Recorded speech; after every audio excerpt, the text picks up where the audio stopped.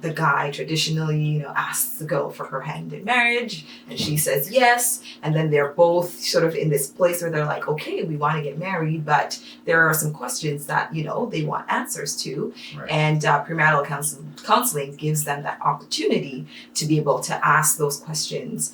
And a lot of the times, the questions that come up have to do with, are we communicating well?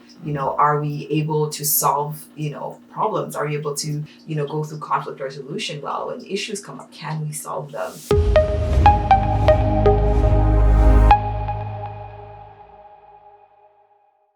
Hello, and welcome to another vlog. Today we will be talking about premarital counseling, and we know this to be a really interesting transition from going from single people to married people and wanting to get counseling surrounding that. So today we have Shea with us, and he'll introduce himself. Hey, my name is Shea. I run the channel called Relationships Examined. I'm very interested in all these things, relationships, marriage, dating, all these things. And so that's kind of my journey right now. And so that's it. Great. So today, since you're interested in relationships and examining relationships, it sounds like, today I'm hoping that we can examine what premarital counseling is all about. And just for all of you out there, my name is Tricia, and I am a counselor out of Vancouver area, and I counsel couples. I do premarital counseling. I also do counseling with emerging adults. So a lot of times these questions come up, and hopefully I'll be able to give you answers to those today. Awesome. So the first question is, well, what is premarital counseling? Yes. Okay. So premarital counseling is basically a couple will come together. So, and this is hopefully a couple that's already engaged. So, the guy traditionally, asks the girl for her hand in marriage, and she says yes. And then they're both sort of in this place where they're like, okay, we want to get married, but there are some questions that, they want answers to. Right. And premarital counseling gives them that opportunity to be able to ask those questions. And a lot of the times, the questions that come up have to do with, are we communicating well? Are we able to solve, problems? Are we able to, go through conflict resolution well? When issues come up, can we solve them? We find out this information through an assessment. There are a few assessments out there that we as counselors use to be able to get this data to be able to share with these couples. Some other information is spirituality. Where on the spectrum is their spirituality? Are they an atheist versus extremely traditional spiritually or religiously? Right. They also have questions surrounding family. Do you want to have children? If you do, what does that entail when it comes to discipline versus are you more lenient? Are you more strict? So there are lots of questions on this survey or questionnaire that will be able to assess, where the couple is based on these questions that are asked. Makes sense. For you and Relationships Examined, I know you probably come across lots of data and stats surrounding relationships. So my question to you then is premarital counseling relevant based on the information you found?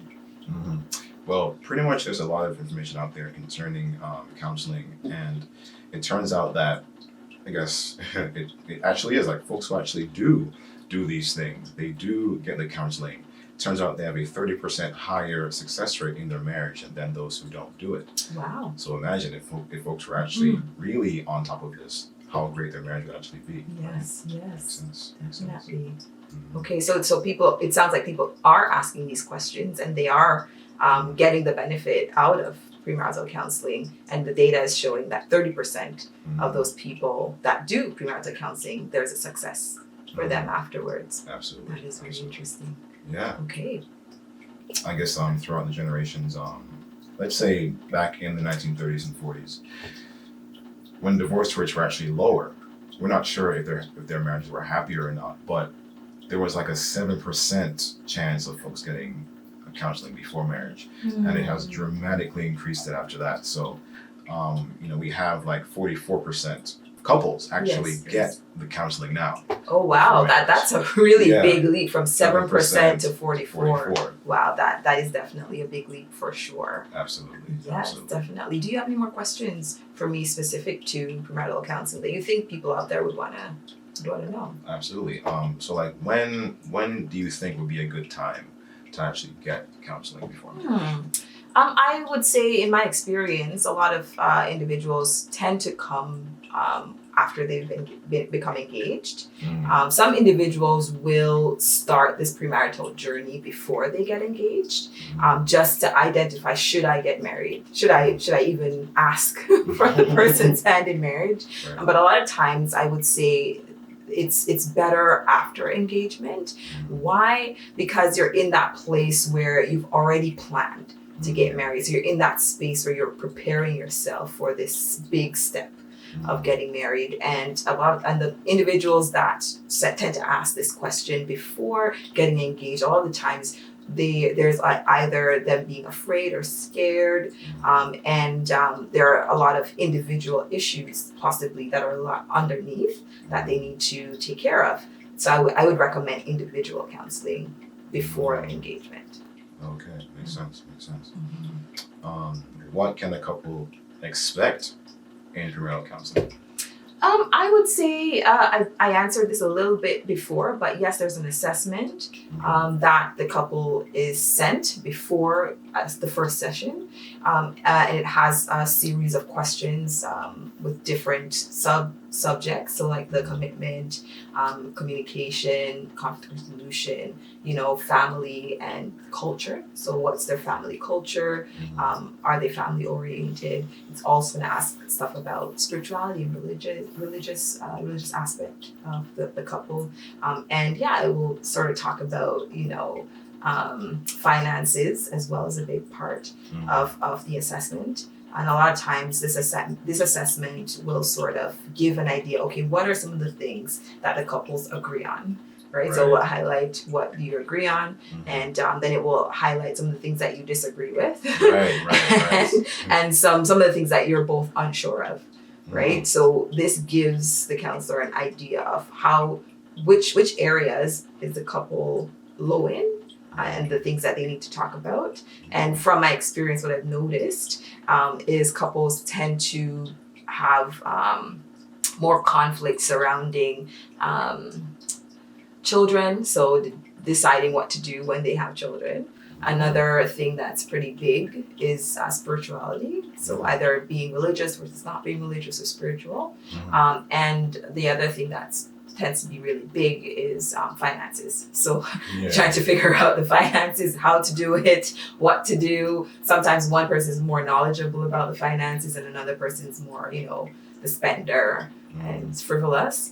So it's basically after they've done the assessment and we identify, these strengths and weaknesses, then we sort of, talk about it. We talk about it and the couple gets an idea of, an understanding of the other person's position, why they're the way they are, why they think that. So it's not necessarily that you're trying to change the other person or change their mind. Right. It's more that you're trying to gain an understanding of what they're thinking, and you're trying to figure out, are we compatible? Should we go through with it? Exactly. Makes sense. Yes, definitely. Wow. So it's a lot of just analyzing. It's finding out, are we compatible? Yes. In a marriage setting. Yes. But the thing is, you already think you are. So you've gotten to the place where you've gone through, hopefully at least a year. Some people have gone through a year. You've gone through, some people 6 years, before they even got engaged. So there's been some time that you figured out, okay, I think we are compatible. I think I want to get married to this person. But this last stage sort of just puts the icing on the cake, in a sense where you're getting a deeper analysis of, some of these things, and you have a third party asking you these questions, and you sort of have to think about it. And it gives you that opportunity before you make that big step to, have peace of mind, I guess. That's very good. And that leads to the next question, because a lot of folks don't think that premarital counseling is actually very necessary. Like, so they say, well, I will ask my friends, I'll ask my colleagues who are married, that should be sufficient. Well, what's your thoughts on that? Well, I would say that it's great to have support. It's great to be able to talk to friends and for them to be able to give you advice. I would say that you shouldn't depend too highly on just what your friends think, because every relationship is different and everybody's point of view is different. So, your friend's relationship might do well, but it doesn't mean that what they think will be what's going to happen within your relationship. Right. Because you and your spouse, the connection that you have and the partnership that you have will be very different from your friend's relationship. Right. So what I would say is, you could do both. You can have premarital counseling so you can get that deep analysis. At the same time, you can have your social support and also be able to talk to friends about what do you think, and be able to think about what you think versus what they think. So you can be able to say, okay, fine, this is what my friend thinks about relationships and this is what's working within their relationship. Will it work for me?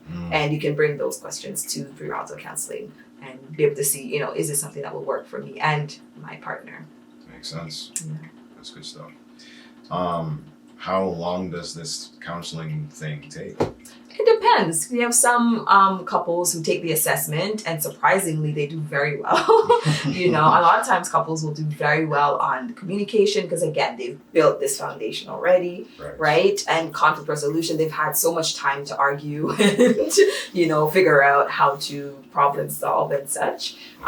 So, recognizing that this is not necessarily a place where you have to go for counseling for 10 sessions or 20 sessions. This is more a 3 to 8 session sort of thing. Okay. So yeah, some people may just need 3 sessions and they're all good. Whereas some people might need 4 or 5 up to 8 depending on what comes up. Okay. So, Yeah. And how much does it cost? Well, I think for every counselor, it's different. I would say if you're budget conscious and you're part of a religious organization, a lot of religious organizations, especially Christian organization, you can get premarital counseling for free from a pastor, or sometimes they have elders or spiritual care team leaders that will do counseling. So if you're, for example, Seventh-day Adventists, Seventh-day Adventist Christians, their pastors will do premarital counseling for free. So that's one example. Protestant churches also does the same. So you can check out a church if you do go to a church, and you could get premarital counseling for free. Outside of this free premarital counseling, you have organizations that do premarital counseling, and you have counselors like myself that would charge for premarital counseling. It's just based on, our rate. So each counselor's rate will be different. So yeah, you just have to check out the counselor's website, and then you'll be able to identify what their rate is. Would you say that there might be a difference between the free stuff and the ones you pay for? Is there any type of value difference or anything you might get more? Or? I would say yes. I would say, pastors will probably do premarital counseling like from their spiritual, basis. So for example, if you're a Christian, premarital counseling, you may get that spiritual aspect to it, where there might be scriptures that might back up some of the information that you're getting. Whereas in regular counseling, there may not be a spiritual aspect to it. They may talk about religiosity and spirituality from a general sense, but there won't be any scriptures or anything quoted from the Torah or anything like that. So it will be just strictly the analysis that will be used. And there might be more value surrounding a counseling aspect. Whereas if it's a pastor, it's going to be more spiritual. Whereas if it's with a counselor, it's going to be more counseling based. Makes sense. Yeah. That's good stuff. One last question, and it's about the success of marriage. The people who take premarital counseling, as we have discussed earlier, they have a 30% higher success rate in their marriage. Yes. why do you think that is? That is a big question. And I can't necessarily say they have this success rate because they come to premarital counseling per se, because we can't necessarily say there's causation.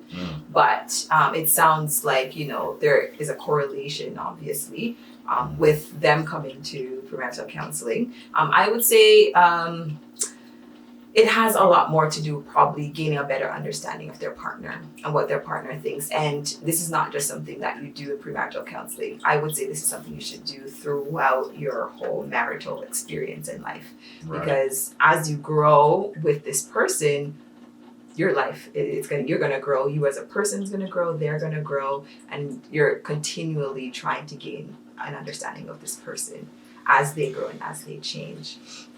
So one thing I would say is that through this experience, you're experiencing premarital counseling with this person.